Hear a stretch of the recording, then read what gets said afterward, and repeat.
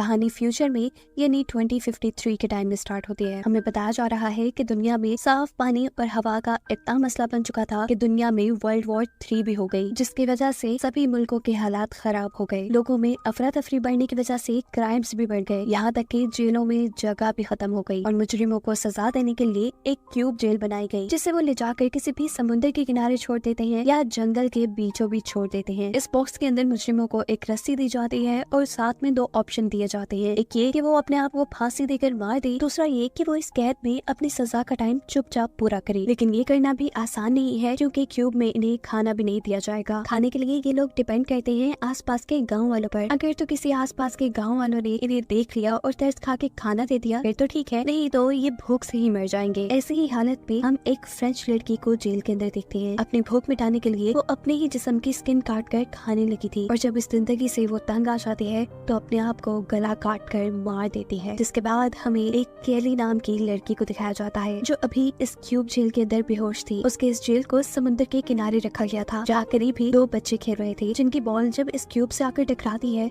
तो उस वक्त केली होश में आई। उसने अपने आप को बंधा पाया। वो जोर जोर से चिल्लाने लगी कि मेरा गुनाह नहीं था, मुझे क्यों ये सजा दी गई। लेकिन यहाँ कोई उसकी सुनने वाला नहीं था। एक एआई सिस्टम के जरिए केली को बताया जाता है कि उसकी सजा 7 साल की है और इस टाइम में खाना पानी के लिए वो गाँव वालों पर डिपेंड करती है। केली ये सुनकर शॉक हो चुकी थी। दूसरी तरफ उसी जैसे एक और बॉक्स में एक और लड़की को दिखाया जाता है, जो काफी मरतबा इस बॉक्स से भागने की कोशिश कर चुकी थी। तब एआई सिस्टम उसे कहता है कि ये तुम्हारी आखिरी वार्निंग थी, तुम रूल्स तोड़ने से बाज नहीं आई और इसी की सजा में अब तुम्हें खत्म कर दिया जाएगा। दिखाया जाता है कि इस लड़की के बॉक्स का ऊपर वाला हिस्सा नीचे आते हुए इस लड़की को क्रैश करके खत्म कर देता है। सीन्स दोबारा केली के ऊपर शिफ्ट होते हैं, जिसे 2 दिन से कोई खाना पानी नहीं मिला। वो इस बॉक्स में बनी छोटी सी खिड़की से अपना हाथ बाहर निकाल कर जोर जोर से खाना मांगने के लिए चिल्लाती है, पर दूर दूर तक कोई नहीं था। भूख से वो बेहोश हो चुकी थी और अगले दिन यहाँ उसे होश आता है एक लड़की की आवाज पर। वो लड़की उसे खाना देने आई थी, जिसे देखते ही केली कहती है कि मेरा कोई गुनाह नहीं,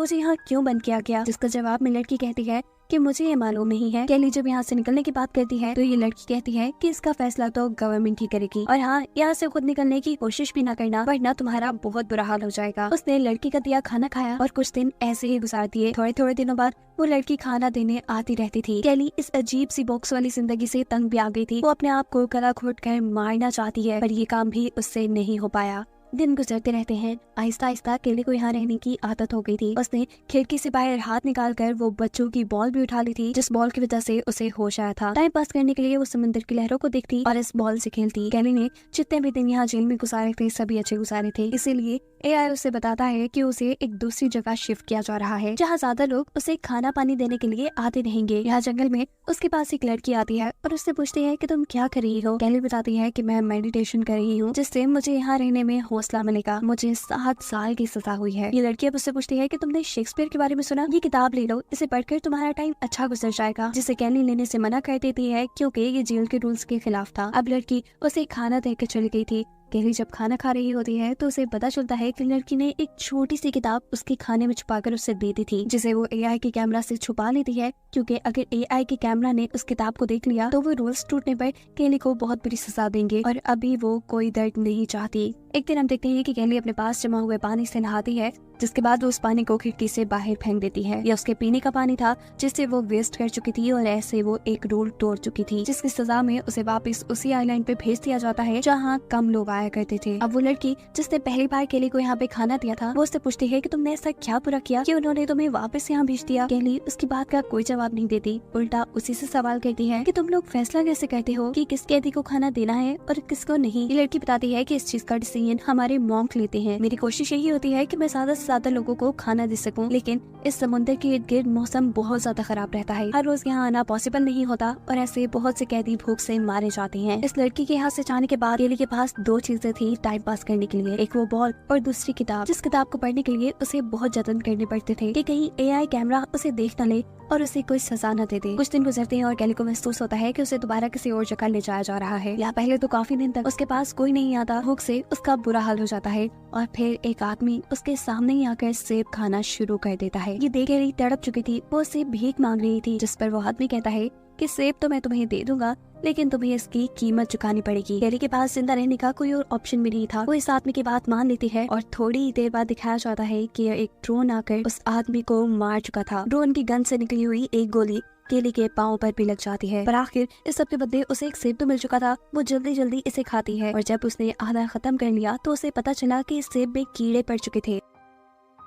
वो अपना खाया हुआ भी सारा बाहर निकाल देती है और उस सेब को फेंक देती है। यहाँ एआई उसे बताता है कि तुमने एक रूल ब्रेक किया है, तुमने अपने खाने के लिए किसी को फायदा दिया, ये रूल्स के खिलाफ था, जिसकी सजा केली को मिलती है कि उसे अगले 7 दिन तक सोना नहीं है। केली के पास कोई दूसरा ऑप्शन था ही नहीं इस सजा को पूरा करने का। 2 दिन गुजरते हैं। केली का दिमाग अब नींद की वजह से फटने लगा था। जब भी वो आंख झपकाती तो एआई सायरन बजा देता था। ऐसे ही करते करते 5 दिन गुजर जाते हैं और आखिरी 2 दिनों में अपने आप को जगाना काफी मुश्किल था। वो अब जोर जोर से अपना सर दीवार में मारना शुरू कर देती है ताकि उसके सर में दर्द होता रहे और उसे नींद न आए। 7 दिन लगातार जागने की वजह से उसे अजीबोगरीब इल्यूजन्स आने लगे थे। वो यहाँ अपने आप को किसी महारानी के रूप में देख रही थी। आखिर उसकी सजा खत्म हो जाती है। जैसे ही उसे ये बात बताई जाती है तो वो फौरन से सो जाती है। अपनी नींद पूरी करने के लिए वो कई दिनों तक सोती रही और अचानक उसकी आँख खुली पटाखों की आवाज से। एआई ने उसे बताया कि आज न्यू ईयर है। वो उसे भी न्यू ईयर विश करता है, लेकिन जवाब में केली कुछ नहीं बोलती। इस कैद में उसे कोई खुशी महसूस नहीं होती थी। एक दिन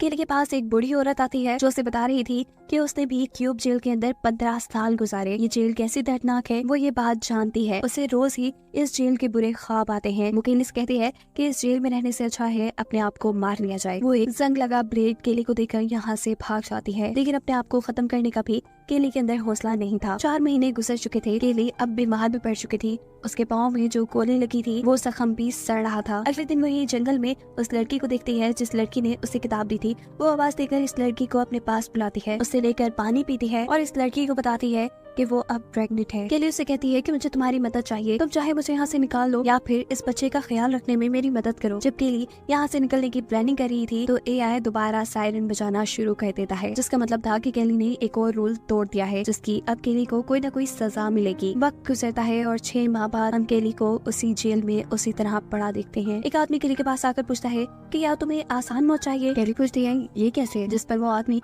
उसे सामने पड़ा एक क्यूब दिखाता है जो अब जल चुका था। ये देख केली के होश उड़ जाते हैं और वो उससे कहती है प्लीज यहाँ से चले जाओ। कुछ दिन गुजरते हैं और दिखाया जाता है कि केली के पास एक बच्चा पैदा हुआ था, जिसे देखकर वो अपना सारा दर्द भूल चुकी थी। उसको इस बच्चे की शक्ल में एक सहारा, एक कंपनी मिल गई थी। वो बच्चे को गले लगाती है, पर वो ये बात नहीं जानती कि ये खुशी उसकी कुछ ही पल की है। जैसे ही एआई सिस्टम को ये पता चलता है कि केली के साथ इस बॉक्स के अंदर कोई और भी है, तो अचानक बॉक्स के अंदर से जहरीली गैस निकलना शुरू हो जाती है, जिसकी वजह से केली बेहोश हो जाती है। और जब उसे होश आया तो उसे पता चला कि उसे बेहोशी में बहुत ज्यादा मारा गया होगा, साथ ही उसके बच्चे को भी उससे छीन लिया गया था। उसके मुंह से बहुत ज्यादा खून निकल रहा था और वो जोर जोर से चिल्ला रही थी इस दुख में कि उसका बच्चा तो उसके पास छोड़ देते, पर यहाँ कोई उसकी आवाज सुनने वाला नहीं था। उसका इस बच्चे को पैदा करना भी रूल तोड़ने के बराबर हो गया था और इसलिए उसके बॉक्स को बिल्कुल समुद्र के पास लाकर रख दिया जाता है। हर आती लहर के साथ उसके इस बॉक्स के अंदर समुद्र का नमकीन पानी गिरता था जो उसके जख्मों को जला देता था। केली इससे बहुत परेशान थी। थोड़े ही दिन गुजरते हैं और समुद्र में तूफान आ जाता है। इस बॉक्स के अंदर तेजी से पानी भरने लगा था और इसीलिए इस बॉक्स का एआई सिस्टम खराब हो चुका था। ये बात जैसे ही गवर्नमेंट को पता चलती है तो गवर्नमेंट की तरफ से केली के क्यूब को ढूंढकर उसको तबाह करने का ऑर्डर दे दिया जाता है। हम देखते हैं कि जैसे ही एआई ड्रोन्स को केली का क्यूब मिलता है तो वो उसे शूट नहीं करते, बल्कि यहाँ से उठाकर कहीं ले जाने लगते हैं। पर रास्ते में आसमानी बिजली इस ड्रोन पे गिर चुकी थी, जिसकी वजह से ड्रोन में आग लग जाती है और केली का क्यूब भी टूटकर खुल जाता है। और इस सब के 2 दिन बाद हमें दिखाया जाता है कि केली का क्यूब टूटा हुआ एक तरफ पड़ा था और वो आजाद उसमें से बाहर थी। फाइनली उसकी दर्द और तकलीफों वाला ये पीरियड खत्म हो चुका था। वो अब आजाद थी और इसी के साथ ये कहानी यहाँ खत्म हो जाती है।